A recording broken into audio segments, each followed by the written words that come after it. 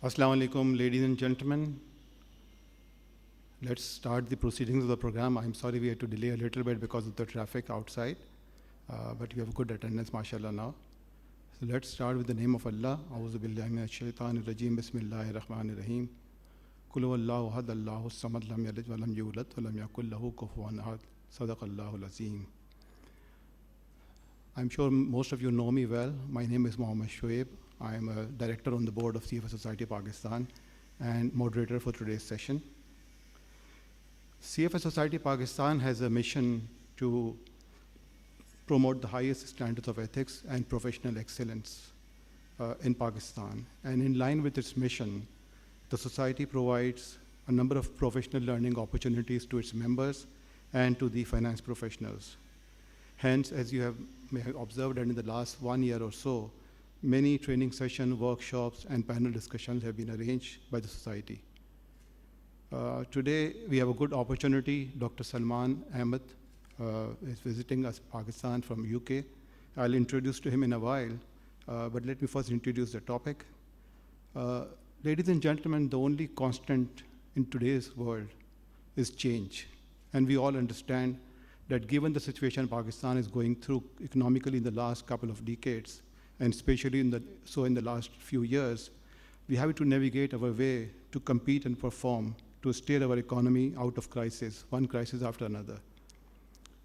You would recall that in June 23, and that was the time Dr. Salman Ahmed was here last time with us, we were on the verge of default on our external payments, and FX reserves were down to dangerously low levels.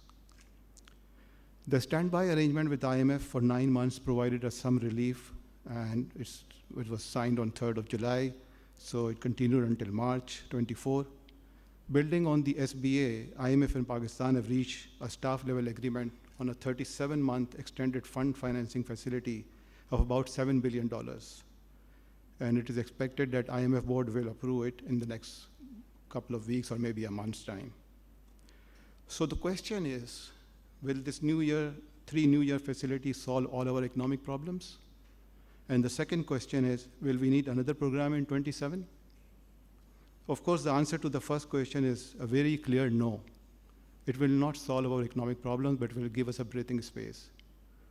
The answer to the second question is maybe, and maybe not. So unless we make structural changes that are needed to sustain the economy and get out of the boom and bust cycles that we have witnessed in several years, we will not be able to call it a day to IMF. Our today's session will focus on input from eminent speakers and panelists on different topics, including how demographics and population shifts impact economic growth and social stability, potential of artificial intelligence to revolutionize industries, labor markets, and governance, how shifts in global power structures and alliances affect international relations and trade, and climate change, examining the environmental challenges and their implications for economic development, resource management, and social resilience. Ideally, and as an outcome of today's deliberation, and Dr. Salman is meeting some bankers tomorrow, and then we have another session coming up in Lahore on 16th of August, we should collectively be able to come up with a set of recommendations for steps to be taken to move in the right direction, to answer the questions of how to achieve a sustainable development, economic prosperity, and social impact for our country.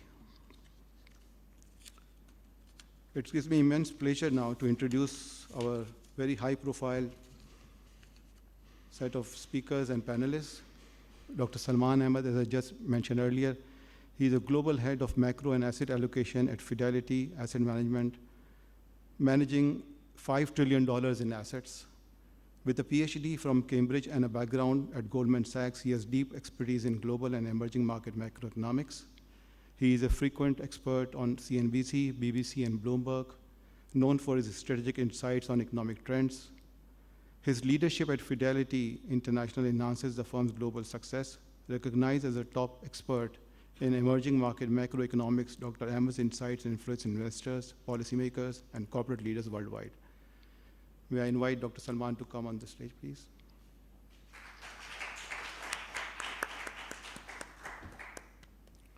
Next, we have Mr. Amir Paracha, Chief Executive Officer of Unilever Pakistan Limited. He started his journey at Unilever in 2000 as an assistant brand manager. And over the past 2 decades, he has taken on various roles, including Marketing Director for Unilever North Africa, Middle East, and Vice President for Customer Development. His leadership is marked by a focus on agility, innovation, and inclusion, particularly evident in his initiatives for employee welfare and digital transformation. Please give a round of applause to Dr. Amir, Mr. Amir Paracha. Yeah. Then we have Naz Khan, Principal Country Officer at IFC International Finance Corporation, bringing expertise from previous roles as well as at K Electric, Ex Petroleum, Anglo Corporation, and Anglo Fertilizer Limited. Naz Khan holds a Bachelor's of Arts in Economics, Mathematics at Mount Holyoke College, with a robust skill set that includes program management, business development, training, finance, customer services, and more. Naz Khan contributes valuable insights into the industry. Naz, please join the stage. And last but not the least, Farrukh Khan, our own Farrukh Khan, who is the Chief Executive of Pakistan Stock Exchange Limited. With over 30 years of senior management and board level experience, a chartered accountant from Institute of Chartered Accountants in England and Wales, holding a BA in Economics and Finance from the University of Manchester. He's a seasoned entrepreneur and financial advisor. He has held prominent positions including country director and CEO of Acumen in Pakistan and the UK, and founding partner and CEO of BMA Capital Management Limited, where he established it as Pakistan's leading investment banking group. May we welcome Mr. Farrukh.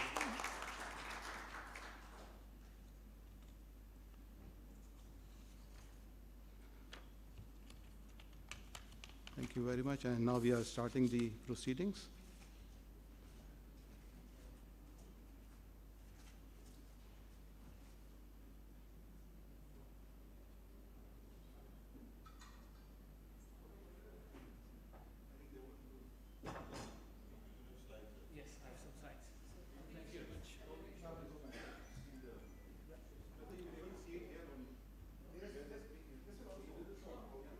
You guys can see it here. Perfect. Excellent. Thank you very much, Shoaib sir. Thank you, and Assalamu alaikum, everyone. It's a pleasure to be here. And big welcome to you, and thanks for joining us this evening, and thanks to my fellow panelists today. Hopefully looking forward to a robust discussion on various topics, and looking forward to your questions as well. So before we go into a Q&A and a live discussion amongst the panelists, I wanted to take the opportunity to share with you a few slides to set the scene more globally, put some long-term forces into context which are in play, and then also a little bit insight into the US elections, which is turning out to be an extraordinary journey, if you will. But it has obviously important economic implications for the global economy, given the differences between the two potential candidates. So I'll share some thoughts on that as well. But before I start, I would like to quote John F. Kennedy, who said that change is the law of life, basically, which is, I think, Shoaib Sahab also mentioned, one thing which is constant is change. But he said that change is the law of life. For Pakistan, I think it's a matter of life and death. And I'll try to put some more light on that. So let's think about the demographic profiles. This is obviously long-term numbers, perhaps beyond the horizon of some of us sitting here. But what is important is to understand the key core trends, which are obviously slower moving, but incredibly powerful, especially when they mix with issues like climate change. So I'm going to highlight some of the numbers on these tables just to put things into context. So in 1950, I think the world population was around 2.5 billion. We, as a whole, world population increased to almost 8 billion by 2022. And you can see the pecking order of the countries here on this table. So China and India, almost the same. US, Indonesia, Pakistan, and then you have Nigeria, Brazil, Bangladesh, and Russia and Mexico. But think about the UN's core central forecasts. There are three different assumption sets they can use. The assumptions vary based on what kind of fertility rate pathways you are assuming, but looking at the central projections, you can see in 2040, there are some countries which drop out of the list. So you don't see Russia anymore in the top 10. You don't see Mexico anymore. No European country. And then obviously Pakistan is still there, 323. And by the end of the century, Pakistan is almost 500 million, half a billion population. And then India is projected to be the biggest country in the population terms. And then China, of significant contraction in population, which already has started. So China's population growth is contracting as we speak. There's also obviously, this is one dimension of the whole situation, but it's important to think about what happens to working age population as well, because that's important, and the dependency ratios.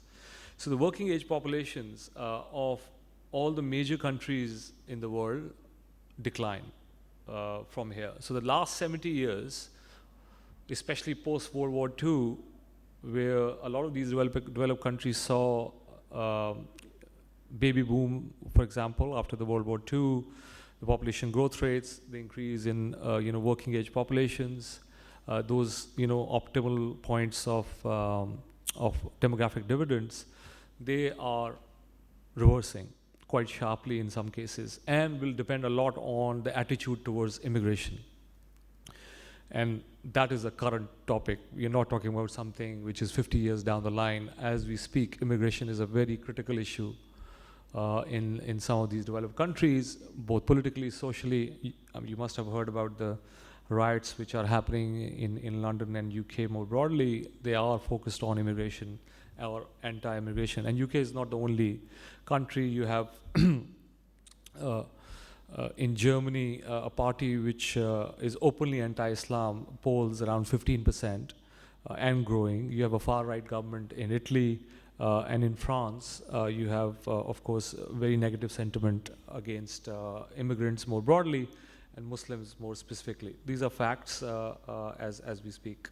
But beyond that, why this is important from a modeling perspective is that excuse me, a lot of the US and for example UK numbers rely on immigration for that working age population to be sustained.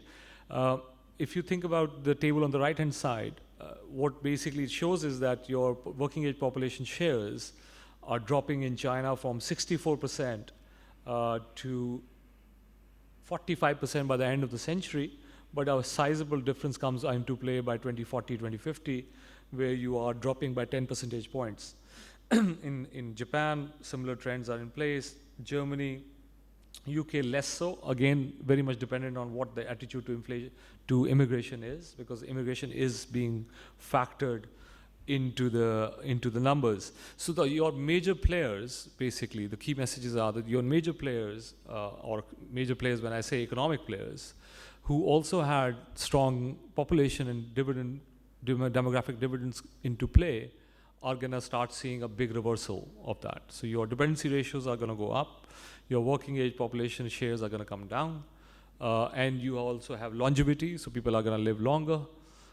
That will have implications on pensions, pension age, social security systems. So social security or mandatory spending in US budget is now the biggest, is going to become a bigger source of spending after interest payments. Obviously interest payments are dependent on what interest rates will do going forward, but those are mandatory spendings which are on a complete upward path. Similarly for the UK, where you have, and more broadly in Europe, you have welfare states. Your aging of the population has major implications both financially, socially and politically. More importantly for us is the two trends, i.e. India, similar to us with very young population, is going to see a demographic dividend increase. But at the same time, China, is going to already seeing contraction in population, started seeing contraction in population, will also start seeing aging, but at a much lower per capita income than the developed world. Those are important forces from a long-term perspective, but that has to be taken into account if you're thinking about Pakistan in that global context. In 20, 30 years, the standing of Pakistan vis-a-vis the rest of the world from a demographic perspective is going to look very, very different. So you're going to have a world which is older, aging is in play, dependency ratios potentially, going up. The consumption baskets and the focus of those countries are potentially going to change. But there are a lot of uncertainties, obviously. The major one is obviously climate change, because that is also not only a slow-moving force, but something which is visible now. I'm sure you can feel that in Pakistan. But these are some maps I want to show you on the work we started doing in 2020. So we have published 5 papers on this topic of climate change and incorporating that into asset allocation frameworks. What is the impact on capital markets potentially going forward? How do you do different scenario analysis? But this factor I'm going to focus now on is climate change is going to also interplay with demographics, because Pakistan demographics, as you saw, are showing continued increase in population. So how do we then square it with the economic impact mapping of climate change on the world? So at a global level, this is a Berg-Siang model, which is a very widely used model of damage function, which maps different climate change scenarios onto potential economic impact. And what you see on this map is basically if no credible change on emissions take place and temperatures rise by at least 3 degrees by 2050 onwards. So that's the baseline scenario which is being mapped here. So from a global perspective, what this damage function is basically predicting is that around 25% of GDP damage will happen by the end of the century due to climate change. And of course, there's a big range of outcomes, especially on the downside. And the current projections are that the physical damage of climate change will really take off from 2040 onwards. But the latest iterations of these models and NGFS, or Network of Greening of Financial System, which is a voluntary body of key central banks and regulators, and we've been working with them very closely over the last 4 or 5 years to input into their scenario mapping, actually is revising it as we speak, because what we have seen over the last few years is that the physical damage of climate change is probably underestimated. So i.e., it is not 2040 onwards that you will see noticeable damage to our physical damage as a result of climate change. It may start to happen much earlier. And these models are being revised as we speak. So what they will do is that the new scenarios, your black line will start to go down earlier than 2040. Some individual country impact. US is one of the more vulnerable countries to climate change, but it's also a very geographical phenomenon. So you are talking about southern US, which is far more exposed.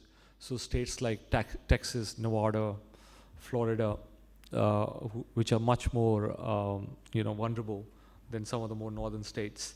Brazil in Latin America is seen as a significantly very vulnerable to climate change. And then some countries which are closer to home, China is somewhere in the middle, but still a sizable damage, more than 30% versus baseline by the end of the century. But please look at Bangladesh, India, and Pakistan. So you're talking about damages in the range of 80 to 90% versus baseline on the back of these climate change projections. Now one can argue they are very you know, very pessimistic assumptions, but we have to go through the assumption process behind these scenarios. And what we have found is, as I mentioned, that the physical damage timelines by these models have been incorrectly projected as being too far in the future. So one of the main changes we are doing is, as I discussed earlier, is that we are bringing those physical damage profiles back in time.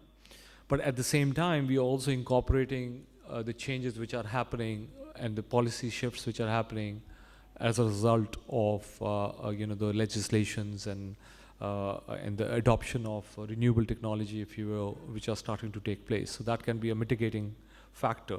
But what basically a point I want to mention is that if you mix these scenarios, even if as a thought experiment with a sizable probability attached to them with our demographics, we have a very toxic mix sitting.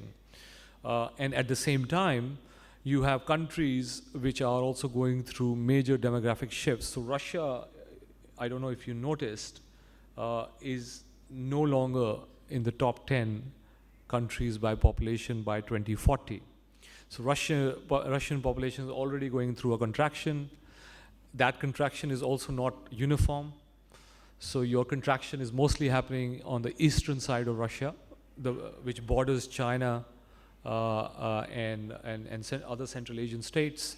So question would be that if climate change makes those northern geographical areas arable, what will happen to those lands? And that also mixes up with geopolitics, as I'll discuss a little bit later, which is that, Siberia, for example, is a resource-rich country. A question needs to be asked: if a country whose population has just collapsed, who will use those resources, and how will those resources get accessed? These kind of questions, to be honest with you, is a big paradigm shift for a lot of us. We've had to train ourselves into pre-World War II type of dynamics. Just to give you one example, I was reading the history of taxation, and I found that US started putting taxes when slavery was banned. There was a need to start putting taxes because no longer free labor was available. So human history is full of major changes, and we seem to be going through a major regime shift, although the regime discovery phase is still obviously fully in play.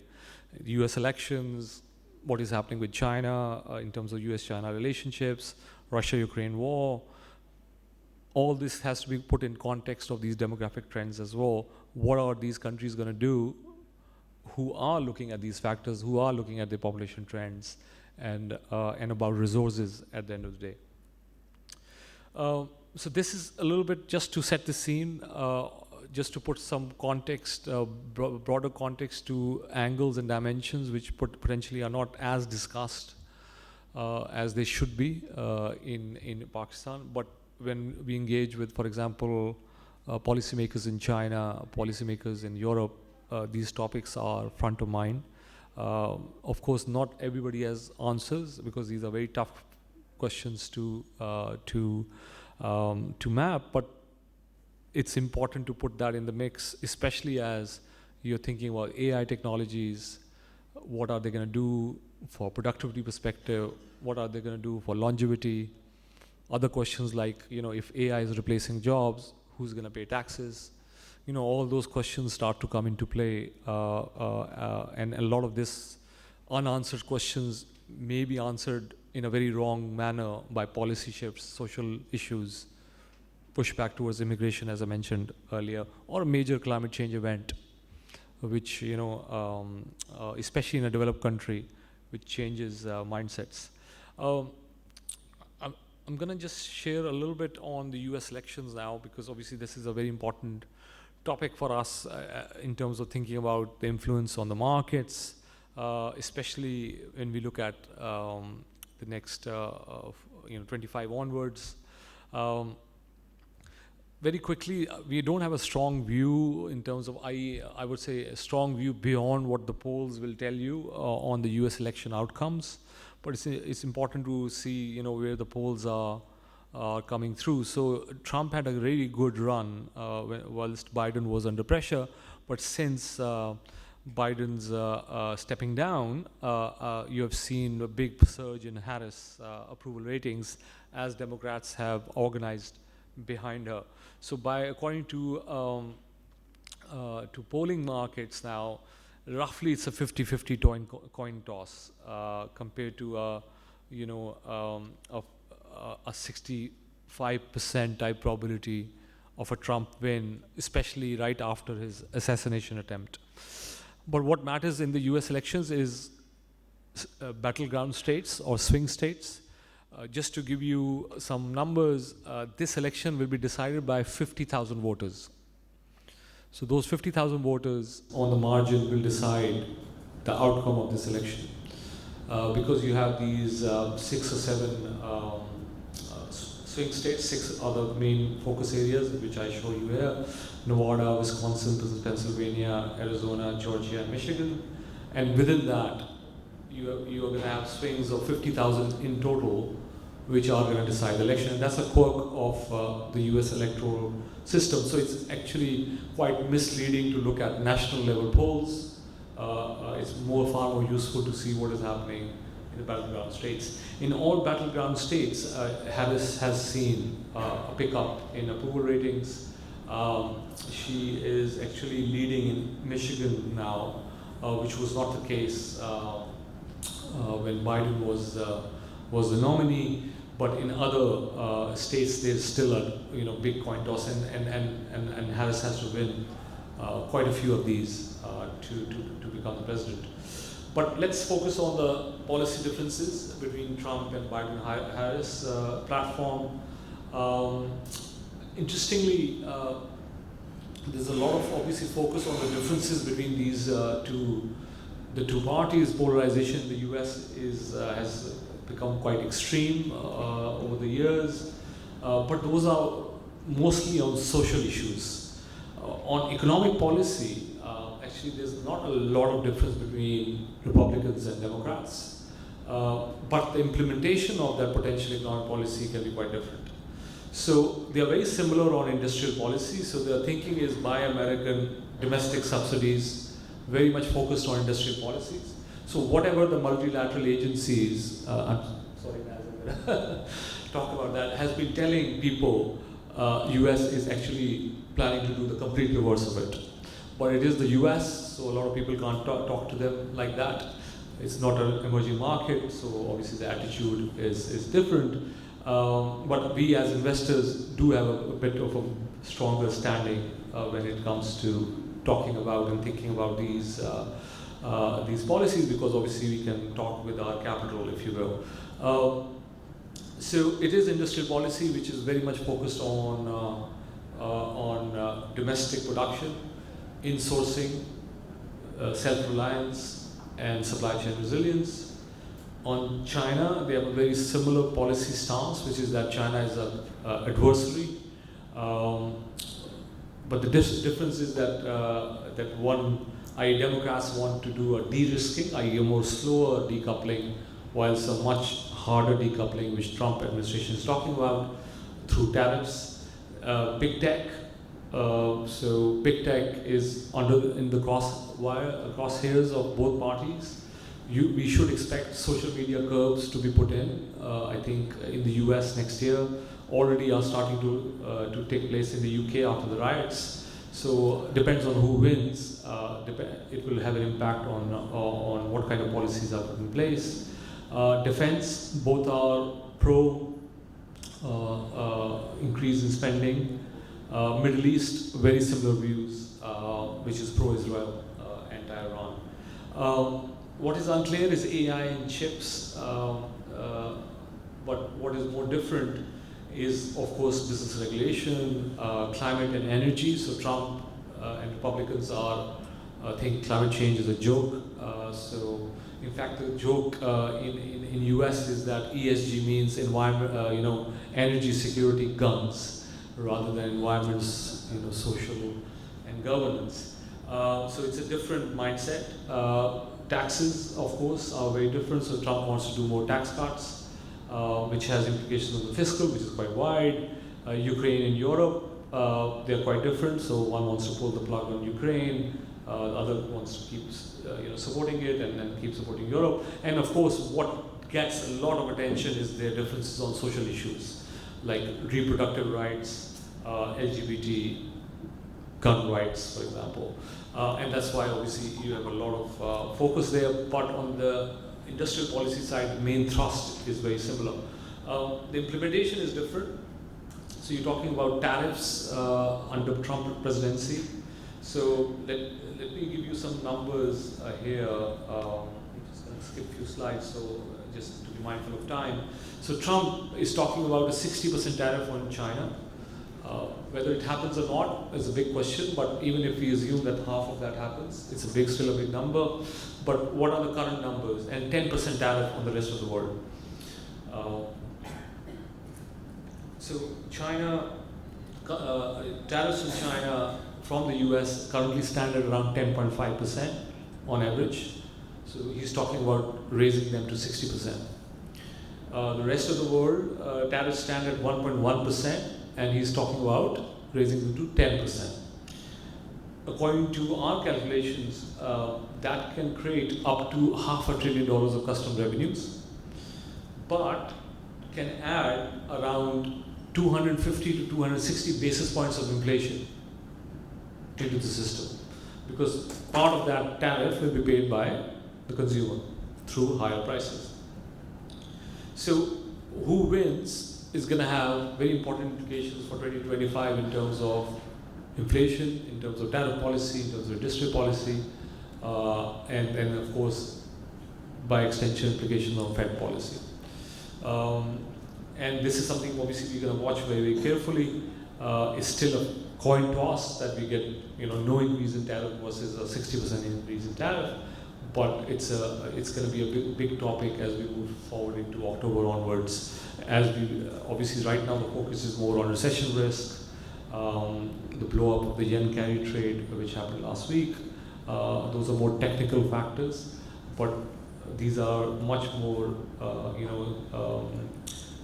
forces which are politically shaped, but because of the focus on industrial policy, now will have meaningful impact on inflation and growth.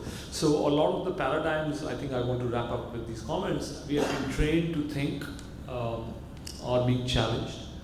And this is something I get resistance to as well when we talk to our investors, when I talk to my own peers and portfolio managers who work with me, and when we deploy capital, that we are still basing a lot of our baselines on especially over the last 15-20 years of pre-pandemic, but also the last 70 years, which was, in the bigger scheme of things, quite an extraordinary period, whereby you had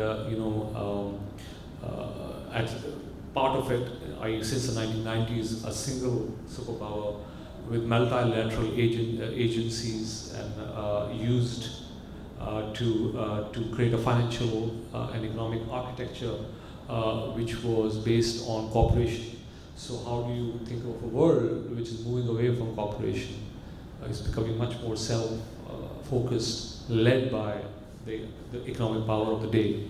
And of course, an adversary as they see them in China, which is also focused, much more internal focused than it was before. So I'll wrap my thoughts here, and hopefully that gives you a nice segue to some of the conversation discussion we're going to have. Thank you.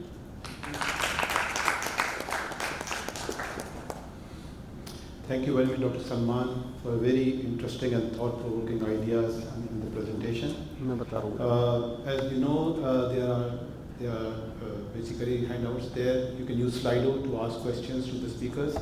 And here are the details. Go to www.slido, enter the event code CFA, select the question answer tab and ask the questions.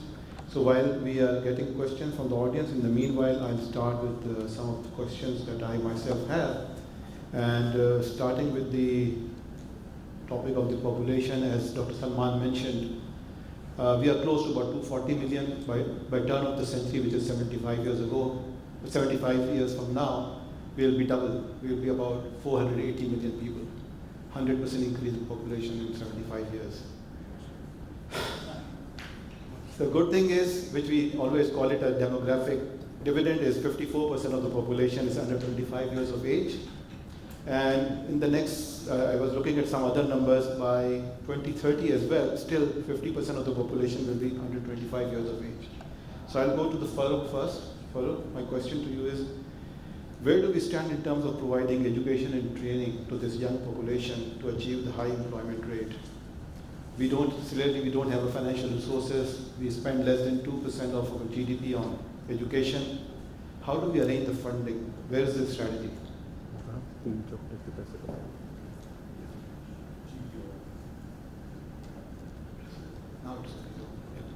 you, Shoaib, and thank you, Salman, for a very interesting presentation, and raised a few questions in my mind also, so maybe I'll get a chance to ask them later. But I think education का और जो and again, it's not something I think which is not known or appreciated by everyone. I think rather than a demographic dividend, we are en route to a demographic nightmare instead, because not only, I mean, educating comes at a second stage. Right now, I think the biggest challenge, and in fact, a lot of the studies by World Bank and other foundations are saying that before you educate, you have to feed the children properly, right? Because stunting is a huge issue for us. And if a child is stunted, which about different studies say between 40 to 50% of our children are stunted, after the age of 10, 11, 12, you can send them to the best schools in the world, and they'll never be able to reach their potential because physically the brain and the physique is, so I think our challenges are really well cut out for us, unfortunately. And with that, even though we have a literacy rate or whatever, 50, 60%, but the quality of that literacy rate is also very low.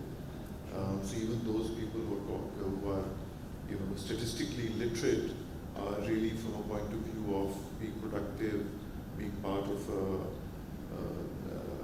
modern economy, don't have the skill sets to do that. So I think these challenges are well known. What are the answers? In many ways, they're very straightforward and simple. Like most issues in Pakistan, our challenges are not the answers, they're very simple. It's the execution and the political economy surrounding them which stops us from implementing and executing those solutions. So even if it's 2%, which needs to obviously increase as part of our spending on education, I think if we can just even spend this 2% more effectively, I think we have the potential to make a significant change. So I think that should be one thing that one would look at, apart from obviously increasing the allocation. And the second is also, again, it's a political economy issue, that how do we push education, the control of education down to the local level? Because that is where parents, that is where communities get involved, and obviously they are interested in making sure that the children get educated. Right now, everything is still, happening at a level where the local communities do not have the influence of the control. So I think those are two areas that we should look at, the better use of those money, which can, I think, happen by pushing it down to local control. And then apart from education, obviously, there is a lot that needs to be done in terms of vocational training. We should really, at this stage of our development, not be having, I was looking at the immigration numbers from Pakistan for last year, and I think whatever 800,000-900,000 people immigrated, and a large number, in fact, if I recall, the majority were semi-skilled or unskilled. So, again, their ability to remittances, to be able to work for their own betterment and of their families is severely compromised if you go to the Middle East as an unskilled worker. as opposed to a skill. And the skill can just be that instead of being a dishwasher in a restaurant, your takeaway, take-home salary will be about 4 times if you are trained to be a waiter, as opposed to being in the. So I think that's another huge area for us to focus on. Thank you, Farrukh. Now, moving on to you, certainly one thing is it's very clear that we need to increase our spending on education. We need to spend it more efficiently as well. But with about 26 million people, children out of school, we don't have the infrastructure, we don't have the school infrastructure, we don't have the faculty, we don't have the teachers, we don't have the infrastructure. We have good examples of different pockets, like TCF is doing a wonderful job. So what should be done? What is the right model for the government to do?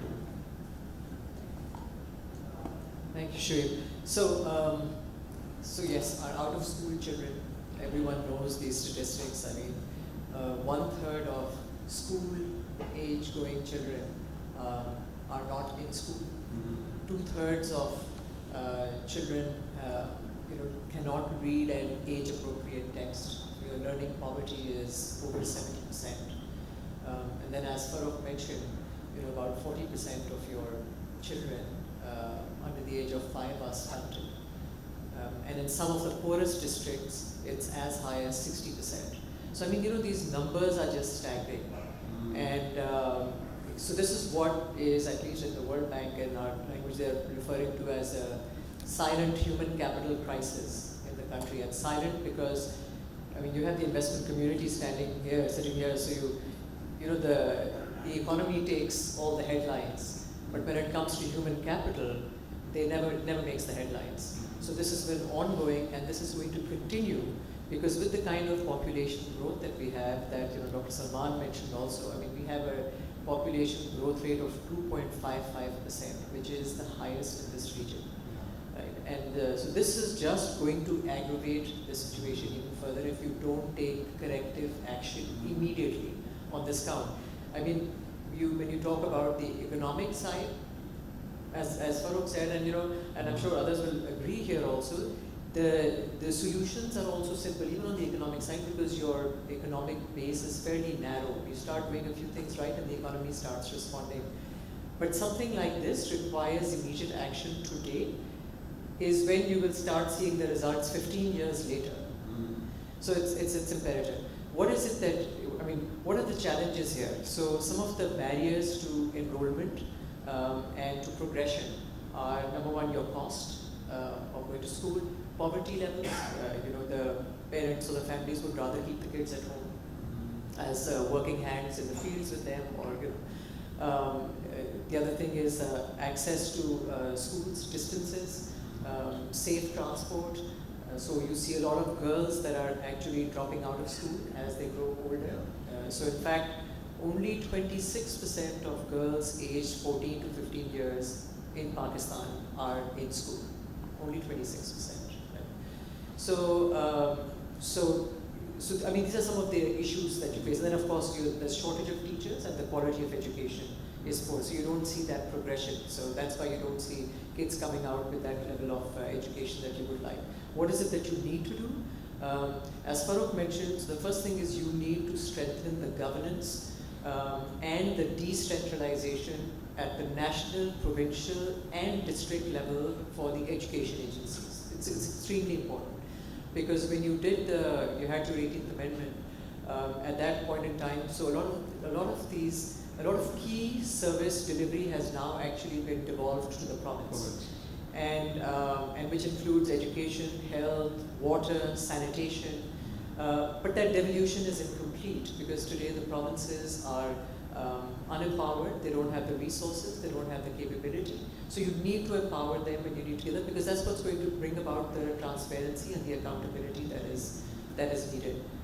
So start with that, and then of course that there's access, physical access to schools, because people find the distances are large. You need to create those, you need to build those roads, and you need to actually reform your teacher hiring, your recruitment, their retention, their career management. So there are lots of things that one can do. It's really not that hard, right? But really inaction is not an option. Thank you, Naz. So Amir, coming to you, certainly if we kind of find a solution to these issues and we have basically people who are educated, who are actually productive, but we have a GDP growth rate of only 2.5 to 3%. How do we provide employment opportunities to them? There's already a lot of frustration among the youth if we don't have the employment opportunities. I say Pakistan is like a startup. Startup, you have to burn cash to grow. And that's what the dilemma of Pakistan is, right?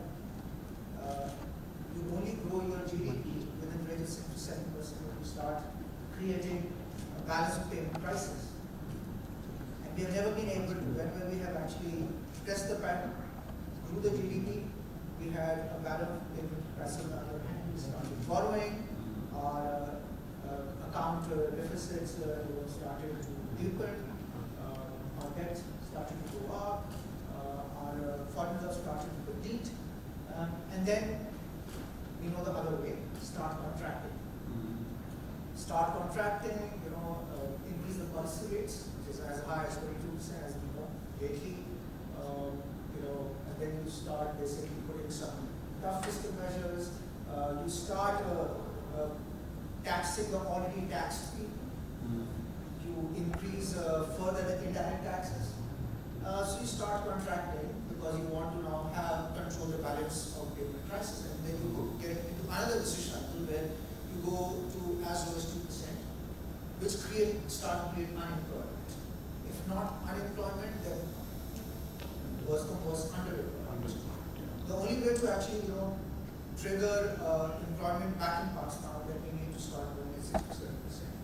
What is critical is 6 to 7% of composition here. And I think so, the 6 to 7% growth we have triggered in the past was all consumption-led growth.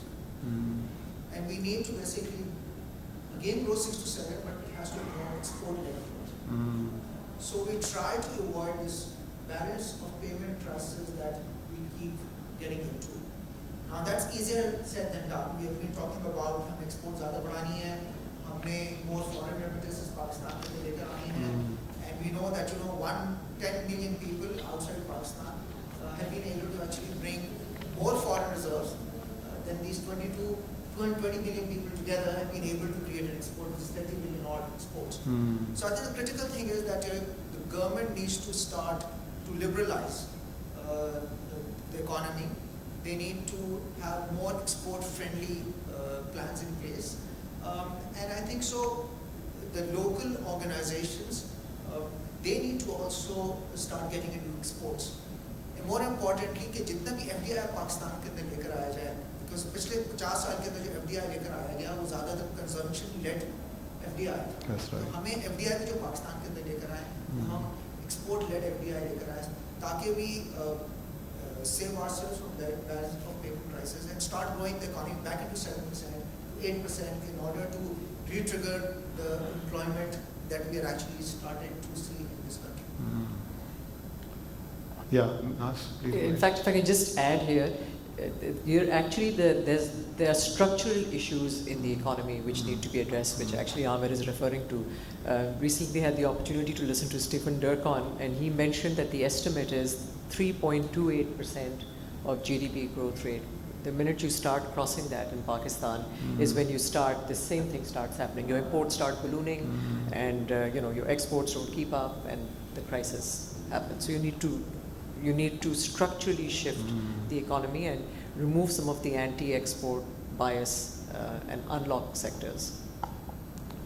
Actually, at that growth level, you soon run out of good people as well. Yeah. It's the same people who then start. So we have crisis on both sides, BOP as well as HR, Yeah. when we have fast growth. Dr. Salman, go ahead. Perfect. No, thank you for sharing your thoughts, guys. I think this was excellent. I think just to add a cross-country perspective to what we were sharing earlier. So if you look at I started my career in 2000. I started my work in 2003, 2004. I worked on the BRICS report with Jim O'Neill. So I was one of the research analysts together with 2-3 people who were helping him with those analysis and projections we did. So if I look at how China, so BRICS was Brazil, Russia, India, China, and then we had Next 11, which had Pakistan in it, a group of countries. So if you look at that, you can see that India and China have performed better than the projections we had in 2003. So for the first 15 years, it was China which was doing much better than the projections, and over the last 6-7 years, it has been India.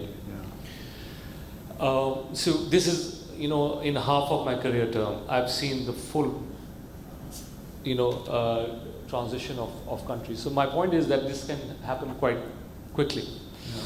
In fact, with the advent of new technologies, the transition to go to 8, 9, 10, 11, 12% can actually happen much more quickly than before, because the access to technology is easier and less costly, and somebody else is producing it. All you have to do is bring it, which China did very well for 15 years, and then they started going into producing their own technology. So they had a very clear plan that we will first make the technology others are making at a lower cost, export it to the world, and then when we are strong enough, economically strong enough, we will start doing original R&D. So now Chinese AI is potentially as good as US AI, which was, consider China was, export was toys and, washing machines until 10 years ago. Now China is competing with biotech, AI tech, so you can move these curves very quickly. In the last 3 years, China has become the biggest exporter of EVs in the last 3 years. So my point is that if these constraints are put down, this is not a 10-15 year story. You can get this done in 5-7 years. If there is obviously the political economy point, Farrukh mentioned, are taken on board. And lastly, I agree with Amir. So you have to have a growth plan which is export-led. I have been coming to Pakistan since 2007. We have been asking the same question as investors: what is the fascination with strong currency? China keeps undervalued currency to incentivize exports. Why do we have to? Who are we proving it to? So I think it goes back to then I'm going to make a controversial statement here, is the incentives of the elite of Pakistan. The elite are consumption focused. They want to import. I think what we need is an elite which wants to export, and they are aligned with the national interest and understand that the balance of payment crisis damages the elite as much as the common person in the world. So once the elite sees the pain the common person and the child in the rural area is, then you'll see change happen. If it is not, then it's a theoretical story. Somewhere out there we can opine on it, but real change will happen when everybody is in the same boat. And I think one silver lining of the last crisis was, and that's thanks to the multilateral agencies, because they stretched the funding for so long. If there was a war going on, they would have given it much earlier. Then we have done it multiple times, so we have data. So, Pakistan has been to the IMF like 20 plus times, so enough data to create a trend. Multi-generations have been engaged on that. My boss at Goldman's was in IMF negotiation with Pakistan, then I met few people. There's a big source of people who are doing it. So my point is that if we are going to go and keep focused on those, funds to come and bail us out, this is never going to happen. We have to take elite which understands that they have to deliver the economic strength. This is what we saw in China. It is what we see in India, where the ruling elite interests are aligned with economic stability and economic strength. So that's that's why it is an uncomplicated problem from outside in perspective. Yeah, thank you, Salman. So just yeah, sure. Just Salman, for my understanding, and it's really heartening to hear that, as you said quite rightly, that technology ki wajah se things can be expedited. But when I look at condition on the ground here. So like China has for decades they've produced the largest number, or if not the second largest number of, say, the STEM graduates globally, right, and all of high quality. But here, with the education crisis that we spoke about, I mean, most companies are struggling to staff their day-to-day IT departments because of shortage of people and the lack of number of, not the lack, but the small number of people coming out and many of them going abroad. So, I mean, within Pakistan's circumstances, do you think that's still applicable? Okay, we can make this leap in a 5 or 7 year time period, assuming everybody is focused and everybody really does what needs to be done. So I'll give you a specific example. So I'll give you my own examples. I started my PhD in 2003. And I suspended it because I joined Goldman Sachs, and and then I reconnected 2015. I remember in 2003, you had to go to the library, do referencing. It took you hours and hours. In 2015, I was putting the query in Google Scholar, and I was getting stuff, a lot of the million stuff done. I'm pretty sure, actually I'm regretting that starting in 2015, because if I had started today, I would have a ChatGPT working with me to do that. So I think ChatGPT and Chinese AI has put world's knowledge at our fingertips at zero cost. All you have to give is a device which can connect to the internet, which was impossible because the barrier to access knowledge was very high during our education periods, right? The books and the carry cost of that. The carry cost of access to knowledge has completely collapsed. In fact, it's gone to marginal cost is zero. In fact, I'm sure we'll have AI questions going forward, but it will re-gear, for example, businesses. So for us, one of the major mapping is we have 8,000 people in India doing very task-based work. So for us is that AI replaces that. Do we need 8,000 people when I can use ChatGPT to do the same thing? Now the question for us is that we have missed, using a telecom analogy, missed the analog wave, the GSM wave, where we can connect to the 6G automatically. We don't have to do analog, GSM, 3G, 2G, 4G, right? So the cost of access to knowledge is near zero now. YouTube, ChatGPT, China's AI, you pick it up, translation softwares are fantastic now. So it's a question of willingness now, not a cost. Before it was, oh, I want to create an infrastructure. I need training from this teacher and train the teacher. The training costs have come down. It's a question of willingness and how serious you are. And one last example I'll give about the technological curve. So quantum computing is the next big thing, apparently. So we speak to some of the technology experts, obviously trying to think about the next trends which are coming through. So the next big thing is quantum computing, which means that your batch processing, which takes days for us, will be done in seconds. So your processing speeds will will go exponential. And that is a huge shift in terms of how human beings as an entity interact with technology and what information they can gain. And this apparently is 3 years away from what we're getting at. And it has other problems, which is that we don't want to invest in technology right now. We think it's going to become stale in 3 years. But this is the speed of change which is happening. Thank you, Salman. So coming back to your question or your discussion about China's transformation in the last 15, 20 years, Pakistan has had a very good relationship with China as far as we're talking about the geopolitics now. So, we, like 3, 4, 5 years ago, we were talking about $60 billion being invested in CPEC, and there will be a transformational change in Pakistan because of that, but we have not really capitalized on that. So given that the intellectual development in China, the use of AI, everything, how can Pakistan benefit from that using that relationship with China? So, in fact, this is a question I would love to hear the views of the panelists as well from Pakistan-centric perspective. I can give you a more global perspective on this thing. So China's obviously situation is very different from last time Pakistan and China talked about CPEC. Yeah. CPEC started in 2013. In 2013, China was the darling of the world, producing cheap goods for everybody else, and started to flex its international capital muscles. Remember, China's economic story was one of goods trade first, never went into services, India captured the services, Right. path because of language, culture, and so on and so forth. And from goods, they went into capital. So they started investing in US Treasury bonds. Then they started taking riskier bets, and then bilateral. And Pakistan CPEC was part of the Belt and broader, as you know, Belt and Road initiative, which was envisaged to connect, obviously, Africa to China.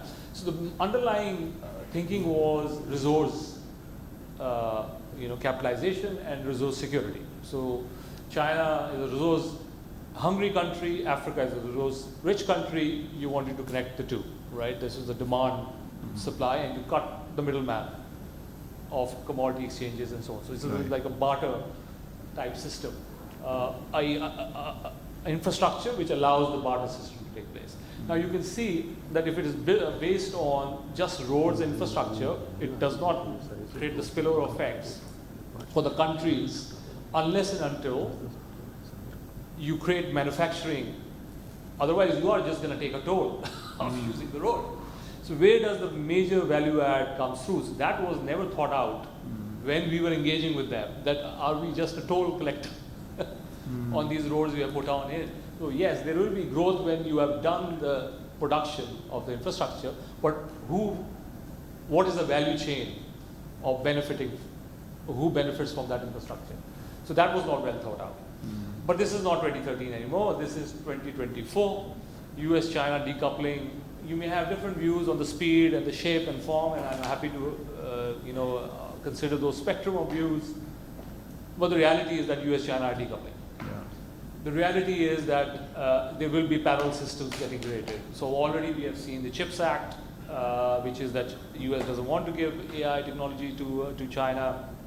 It is being broadened now to rare earth metals, critical materials. I don't have to remind you about the geopolitical situation in the Pacific with AUKUS and other things. India as the China +1, strategy as manufacturing is being, or Western manufacturing, which is supplying the West, is being made resilient through multiple supply centers, and India is a big beneficiary of that. So Apple is going there. Potentially Tesla will go there, and so on and so forth.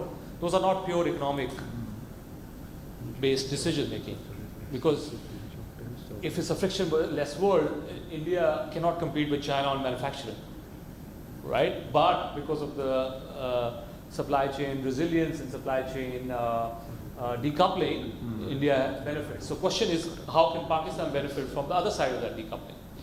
But to have that, you need to have a vision and articulate what actually is happening in the world, rather than saying, I need $5 billion deposit in the state bank. That is not going to take us anywhere, if you see my point, because that is the current conversation. The conversation has to go into 5 years, 10 years, 15 years and say, oh, where is the world going? It's an aging population. How are we going to deal with contraction of population in China? What will China be consuming? And why are we not producing what China consumes? Why is Pakistan's biggest trading partner on the export side US?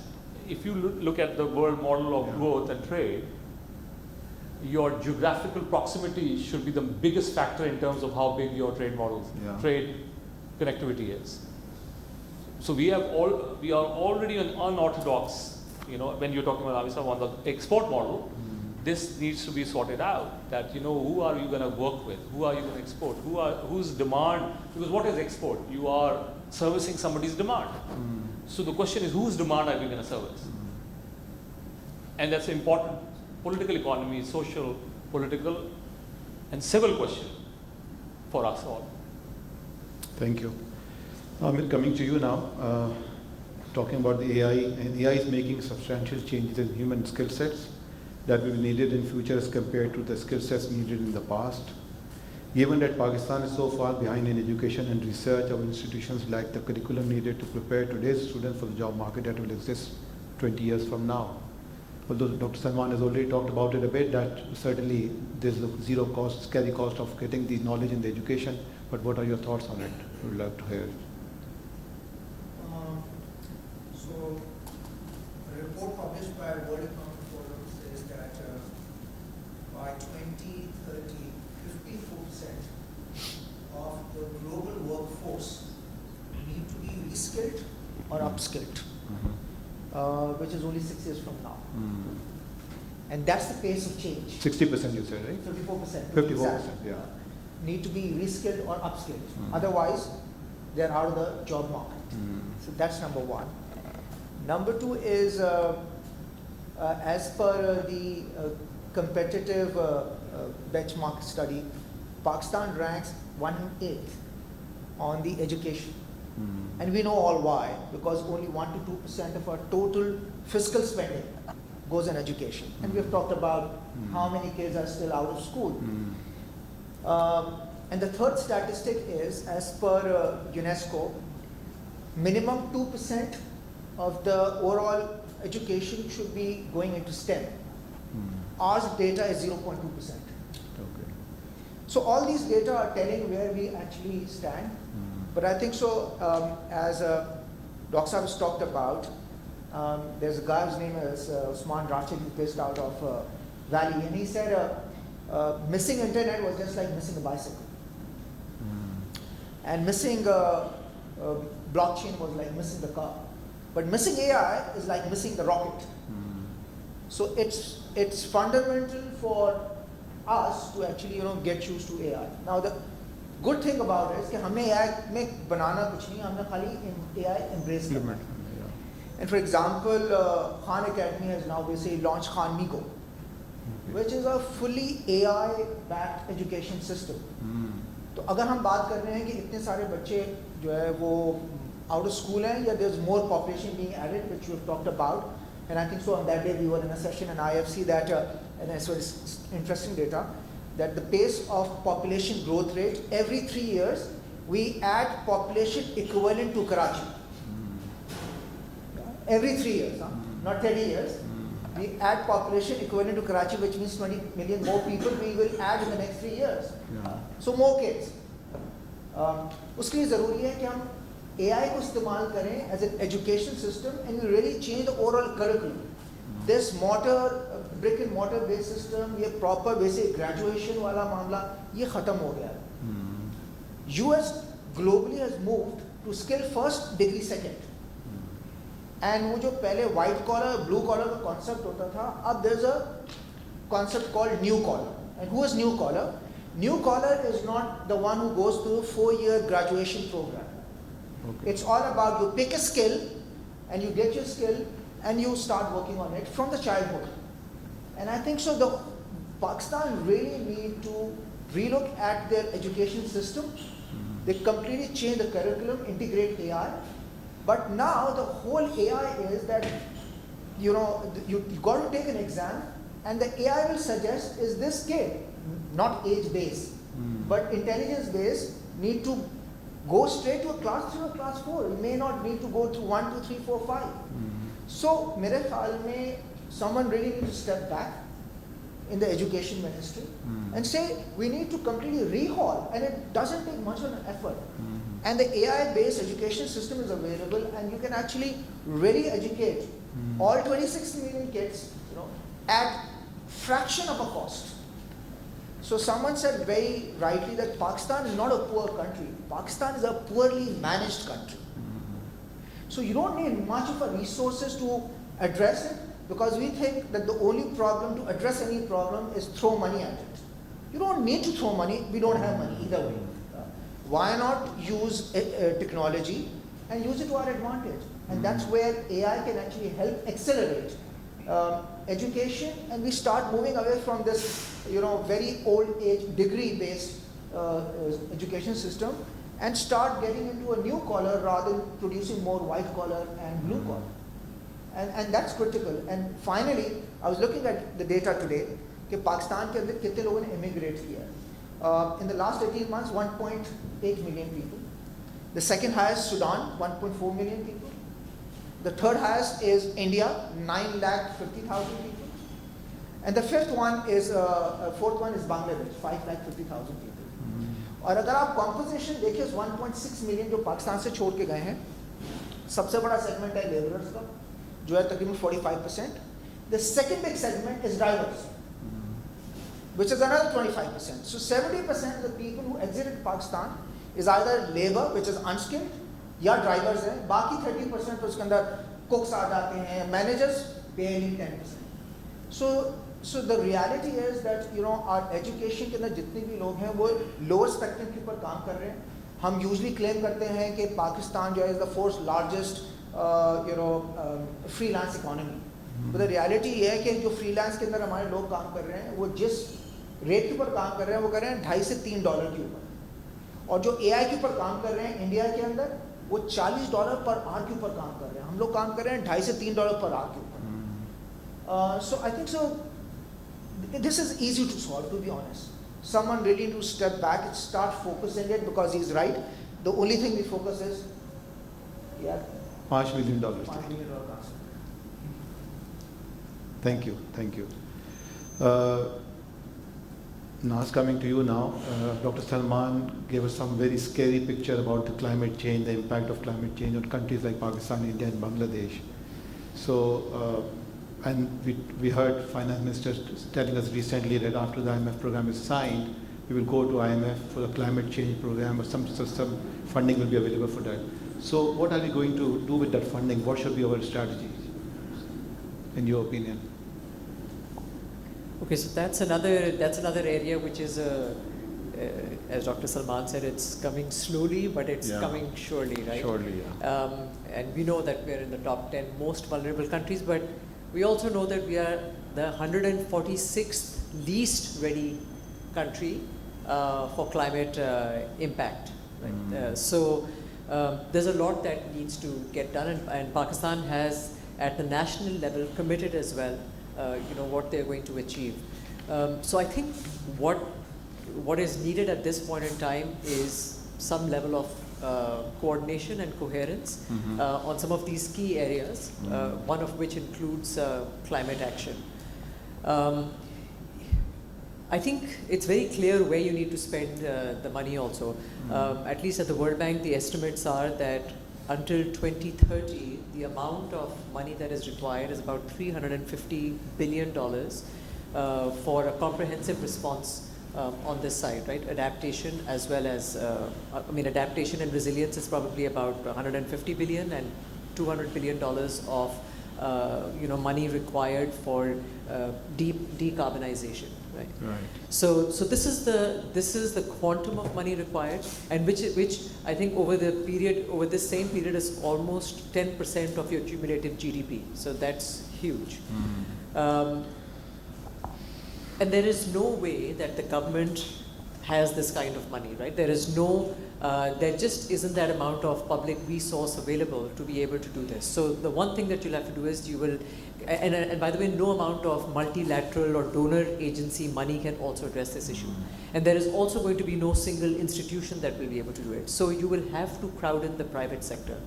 What Pakistan today is currently spending is about 6% of its annual requirement, right? And out of that 6%, only 5% is coming from the private sector.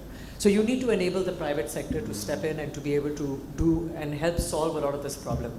And what that means is that there are a lot of areas which currently are with government where there's excessive state presence. You need to start doing this through a lot of public-private partnerships. That needs to start happening immediately. Water is an area, even agriculture is an area.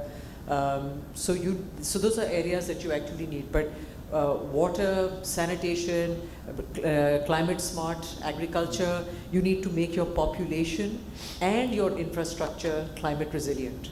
That's the other. Then your energy sector is another sector. So as far as the spend is concerned, there are a lot of areas that we know needs to be spent on to basically make yourself resilient, and a lot more needs to go into, I think, adaptation versus just mitigation. So the areas are clear, but again, you require action on this side as well, and it needs to be coordinated from the federal to the provincial and district level. Disaster preparedness, that's another area, right? Rather than just dealing with and being reactive to it.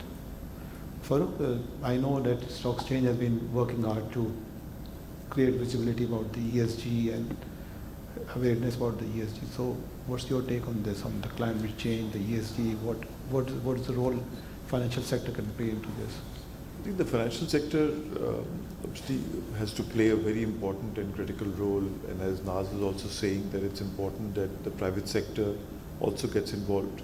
And in this field, challenges are again, fairly significant and well cut out. But as the frontline regulator, I mean, we have actually moved quite a lot in terms of bringing the corporate sector along in terms of, because from a financial sector perspective, the first thing that you need disclosure and you need data before really you can take action, before policies can get made. So we established a task force which was multidisciplinary, pulling in everyone from SCCP, State Bank, ICAP, PSX, and now obviously from January we've got the IFRS 1 and 2 coming through, which will be very important, that how do we implement that kind of disclosure for environment in Pakistan. As an exchange, we've joined the UN Sustainable Stock Exchanges Initiative so that we get the data and information and experiences from other exchanges. And as a listed company ourselves, we've taken the first step. So last year, we did our first ESG report in our annual accounts. Right. At some stage, it will, in the too distant future, it will be important that we get every listed company to commit to net zero.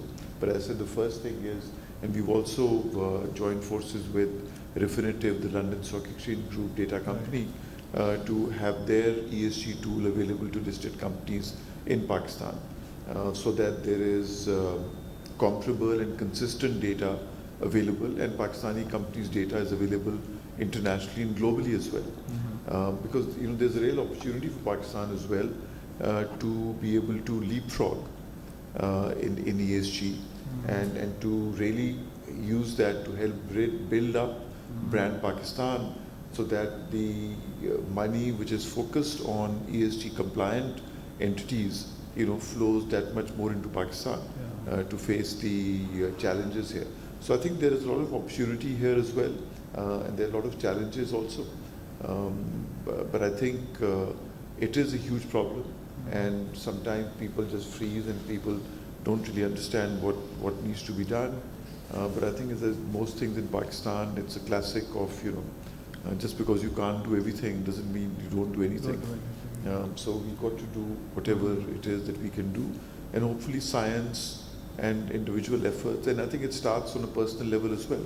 All of us personally need to take responsibility for our actions. And since this is a financial community, as investors, you need to demand from your investment managers that they're investing in ESG compliant companies, because that is the only way capital will flow. And which is why we have so many exporters who are more compliant, because their customers are demanding. So whether you're a customer, shopping, or whether you're an investor investing money, you have to demand that. Sure, thank you. Sorry if I can just add, but so the responsibility that Farrukh is talking about, but there is a huge opportunity, because the kind of investment that is required is huge, and in infrastructure and many other areas. When you're talking about exporters too, if you talk to them, the smaller exporters have an issue. They need a plug and play model where they can just go and wastewater treatment is taken care of, etc., so that they can actually just go and export. They don't have the ability to set up a lot of these things that are required, with the result that they may end up shutting down. It's only the larger ones that can do it. So, which means again opportunity for projects to invest, to bring in the private sector. So that really there's a lot to be done. Yeah. Thank you. Dr. Salman, there's a question for you. What's your view on the international oil prices with OPEC plus increasing production? How much decline in prices can Kingdom of Saudi Arabia sustain fiscally? Very specific question. Yes, always important for Pakistan. No, so I think obviously right now we have an excess supply situation. That's why we have seen demand being the major driver of oil prices, and oil trading as a risk-on commodity. I think the key supply side risk is that if you have a deterioration in the Middle East. So far we have not seen direct Iran-Israel confrontation which jeopardizes, for example, the Strait of Hormuz. That's the crunch point. So the analysis we did a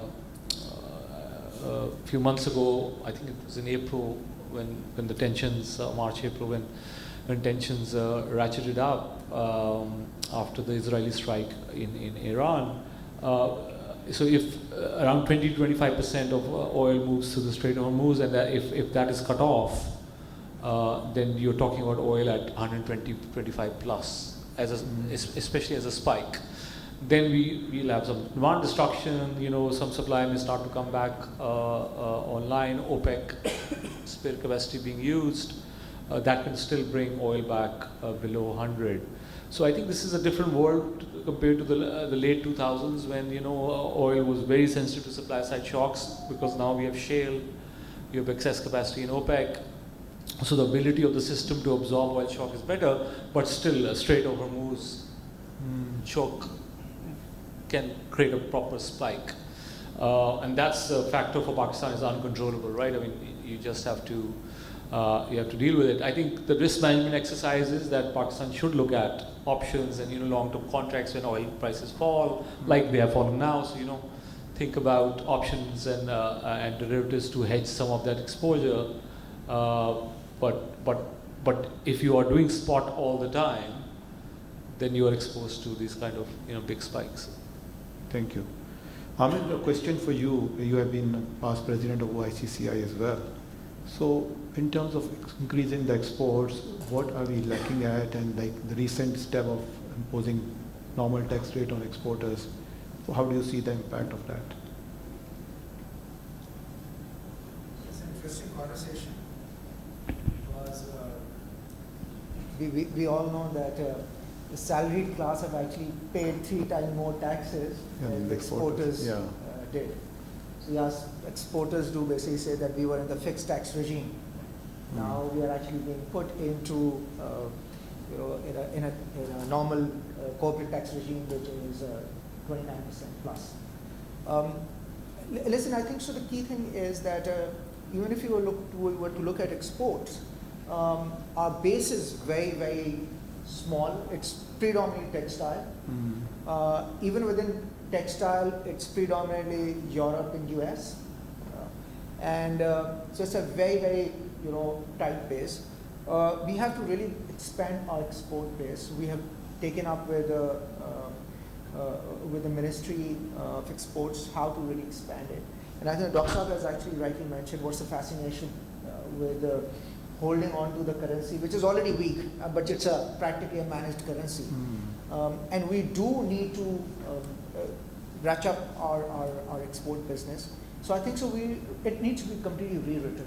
Just relaxing or devaluing our currency won't take our exports up. Everyone needs to really become a part of it. Multinationals particularly, because overseas are mostly multinationals. They've been asked to actually increase their exports. For example, I represent Unilever, and the reality of the matter is that my exports are very small. But again, the challenge with multinational is that we operate in 190 countries. And our brands are the same. So for me, it's not very easy to export. Like if I make Sunsilk, there are 190 countries making Sunsilk. So my only way that I can actually export Sunsilk or Dove or any other shampoo or a soap, bar soap, my cost of production has to be so low that I can compete with anyone in 190 countries.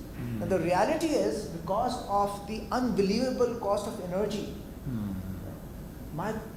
be it's power, electrical, be it's fuel, fossil based or gas, the cost of production, you do have a labor arbitrage. That's the only advantage Pakistan has, and which we always try to capitalize on. But now that labor arbitrage is no more there because the cost of production has really gone up. So in order to really push exports, especially from the overseas chamber platform, you got to basically offer best in class cost of production per ton in order to compete across the world. Now, to be honest, we are nowhere there. And the energy crisis is in front of us. There's been a lot of conversation happening. The energy cost we are paying per unit is 22 cents.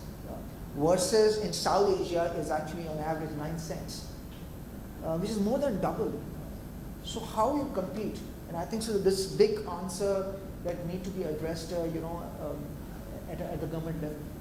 But what you have done though, while your exports may be small, is at least you've reduced your imports because you've indigenized. Yeah, so that's at least, that you're right. right? Yeah. So, So one thing that she's right that we used to import around, for example, I can talk about my company. Used to import 70% of the raw material. We have now brought it down to 35%. So we are really indigenized, bringing down the import bill. And I think not only us, but most of the companies, they have not been able to export. Yes, but I think indigenization has really happened in the last 18 months, and have always maintained. I think so. What is happening? What has happened to Pakistan last year, which was near-death experience, which is we are going to default the very next day. Yeah. I think so. That's the best thing that happened to our country. That no one was lending money to us. China refused, UAE refused, Saudi refused, and of course IMF had been given, in droplets. And I think so that really forced everyone is how we should stop really importing. And that was a shame. For example, we sell ketchup and we were importing tomato puree from China. And there's so much tomato available in Pakistan. So I think so that has been the good side of this crisis, that we really indigenized. Now the question is how we can use this crisis to our advantage to really take up exports up. To be honest, none of us have the playbook available or a guidebook of how to really take exports up. Thank you. Well, there are a lot of questions which are still unanswered, but we are running short of time. So just one last question to Dr. Salman, then we conclude the session, and the panelists would be available for dinner. Probably you can ask some questions during dinner as well. Dr. Salman, you mentioned about Trump's policy of, now the Republicans' policy of putting more tariffs, and you mentioned that it will lead to an increase in inflation by 2.5%, roughly 2%. But at the same time, Trump has been saying he wants to reduce the interest rates. So how will it work? How will it play out? I think, as Amir said, there's no playbook for Pakistan exports, there's no playbook for Trump. Especially Trump 2.0. Yeah. I asked this question in the context of Pakistan because we are talking about bringing down the interest rates in Pakistan, because globally the rates are going down. Exactly. And if US is going in a different direction, I'm pretty sure we can't do it. US recession would help Pakistan because it puts less pressure. Can I add to the interest rate question? You could maybe answer, because that's something that I had in my mind when you were saying. So, we're also, are we moving into a secularly high interest rate global environment? Because obviously the US deficits and their debt requirement, all projections are hugely increasing, right, to dangerous levels. At the same time, the demand for US debt is going down because countries like China, almost every country in the world after what's happened with Russia, etc., wants to diversify away from US assets. So at the margin, the demand, one doesn't know.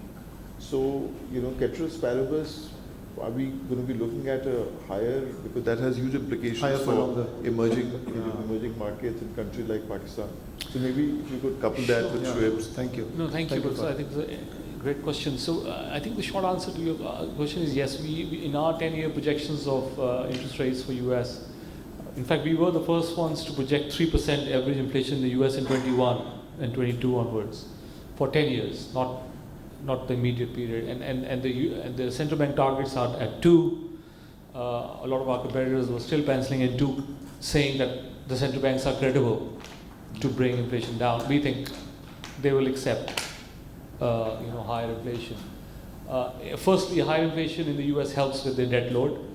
If US was not a reserve currency and a military superpower, US would be a B- credit rating country. The multilaterals would be lecturing them, ABC, everything, they would be teaching them economics. But then they are a reserve currency, and then of course they are backed by a premier military power, which matters. Let's not, underplay that reality.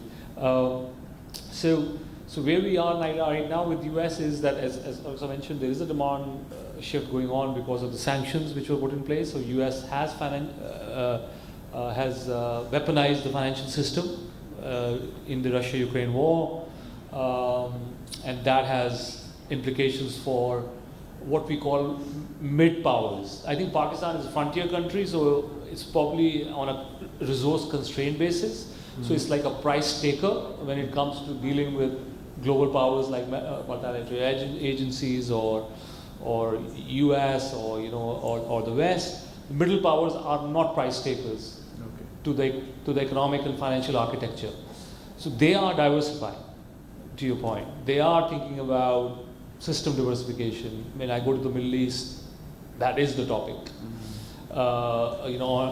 which is top of mind. So we do think that we will have a period of higher average inflation, higher interest rates, probably a steeper curve, but a lot will depend on who comes as the president and how credible they are, because the Fed, when it did the QE, was able to reduce interest rates through credibility. If Trump questions that credibility, or the market questions that credibility, we saw what happened to the UK, right? There was a run on UK debt for a period of time, but there was a run, right? Right. So I think that's a big unanswered question, but that's has become a more political question than an economic one. And the last point is, obviously, can US, and the global developed world, because a lot of these countries have above 100% debt, aging populations. I'm surprised they keep trashing immigrants. They are the ones paying their debt, because you have their indigenous populations are aging as we speak. The questions of pension age, retirement age, social welfare, benefits, all of those things will come on the table, right? The last time around, when these questions of constraints came in, because I think history is now as important as economics is, and I think last time around, when these questions of constraints come in, colonization started. Countries ran out of resources, they went and took somebody else's resources. They dehumanized a certain set of people, they took their resources. Now the question is, what kind of colonization 2.0 we are going to start seeing? I'm not saying this happens in the next few years, but change is the law of life. Yeah. Thank you very much. Yeah, please. Sorry, sure, I know you dinner, but the second question that came to my mind when you were doing the presentation, and you just touched upon that how do you think this really dilemma of immigration will get resolved, because you have aging populations where the only real answer is immigration, and at the same time you have a backlash against immigration. So which will break first, the politics or the economy? So I think because you can't have. It's true. It's an important question. I think the key unknown is AI here. That's why we're looking at AI from a very different perspective. Firstly, the benefit of AI to global businesses has been zero so far. All people are doing AI because we have integrated into our workflow is summarizing articles right now. For AI to really replace humans, you need to create a lot of data pipes first. You have to organize your data, because algorithm is not the competitive advantage. It's what you put in it. And what we are finding is, in our industry, data is not organized. So we have to do a lot of CapEx. So we call it the CapEx, tech deficit we have got. We have to do a lot of CapEx first to organize the data. And then it will take time. But I'm not saying the technology is not powerful. I'm saying to make it really work, we need to do a lot of CapEx first, and then create business cases and so on and so forth to be able to generate those returns. Now, if that cost of production comes down, then you can work longer. So the first question is let's assume AI in 5 years' time makes us 20% productive. Will people in the West continue to work 5 days a week? First question. A lot of my young colleagues don't want to work 5 days a week. It's a mindset shift which is happening, especially accelerated by pandemic, work-life balance, blah blah blah. So that's the first question. What are the working hours? if AI makes you productive collectively 20% and you reduce working hours by 20%, no change. You're back to the same game. You're going to have more fun, but you get back to the same game in terms of the baselines. So the critical question would be, I think, how much AI augmentation happens and how much, the people who are already in the country starts to take, produce more GDP within the country, because there is a lot of insourcing, self-reliance. So you look at the industrial policy of US, they don't want to they don't want to import anymore. They want to produce everything. They're competing with China, they're competing with Europe. China is doing the same. They want to produce their own energy source. Why do you think China went for solar in 2014, 2015, before anybody else did? And that was a question I asked one of their Politburo members when I was there. I said, look, solar marginal cost is so high. This is 2014. Why are you so obsessed with solar? Oil is cheap. Oil had fallen, if you remember, in 2015, had fallen to $40. Oil is so cheap. Why are you obsessed with solar? So his point was not the climate change. He told me, look at the map. These countries can choke our supply chain because oil has to be brought from this region. So I think we have to start also thinking about geopolitics and a geoeconomic sense. Who are we supplying to? Where is our data stored? A lot of the questions we have been asking ourselves, these are new topics, I know, but I think I should share it. Cybersecurity. So CrowdStrike went down. We were out of markets for 4 or 5 hours.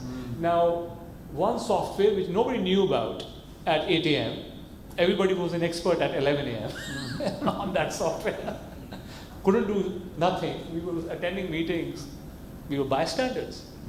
Because we are dependency on somebody else's software which is being used by the vendors and so on and so forth. My point is that you get into trouble with a country, they shut down your softwares. What are you going to do? So you have to start thinking about these factors more carefully. What is the risk management? And that's why foreign relationships, all those things start to matter. And these are conversations I know for a country like Pakistan who are on binding constraints with some of the world's global architecture. It's a problem, but the middle powers have flexibility and they are talking about it and thinking about it. Okay, thank you very much. Please give a big round of applause to the panel. It was a very interesting discussion. Appreciate that. Sarvat, are you taking over?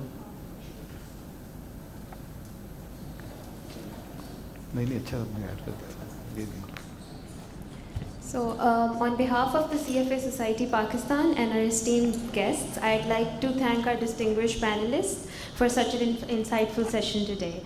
I'd like to request our board member, Mr. Abdurrahman Tahir, and Ms. Sarvat Ehsan, who is the Executive Director of CFA Society Pakistan, to please join us at the stage to help us in presenting the flags.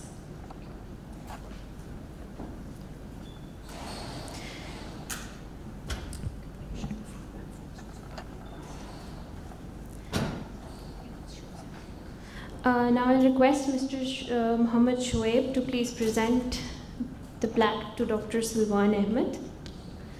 He's the Global Head of Macro and Strategic Asset Allocation, Fidelity International. Sorry.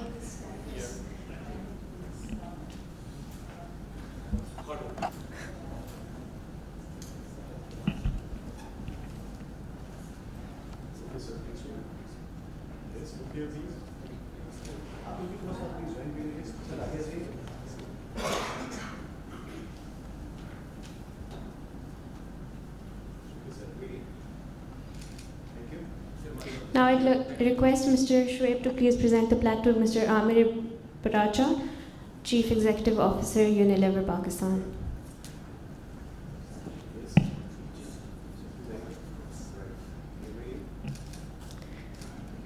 Moving on to Ms. Naz Khan, Principal Country Officer, International Finance Corporation, Pakistan.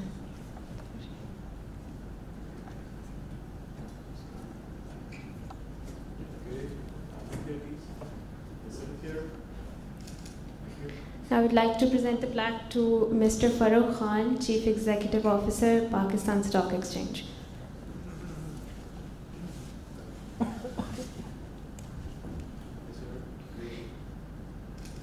Right, so finally I will request Dr. Salman Ahmed to please present the plaque to Mr. Mohammad Shoaib, who's the director of CFA Society Pakistan and our moderator for the evening. Okay, sir, please.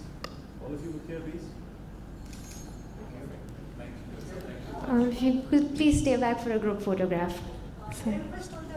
May I request all those in the audience to also please join us here? I don't think there are many of us.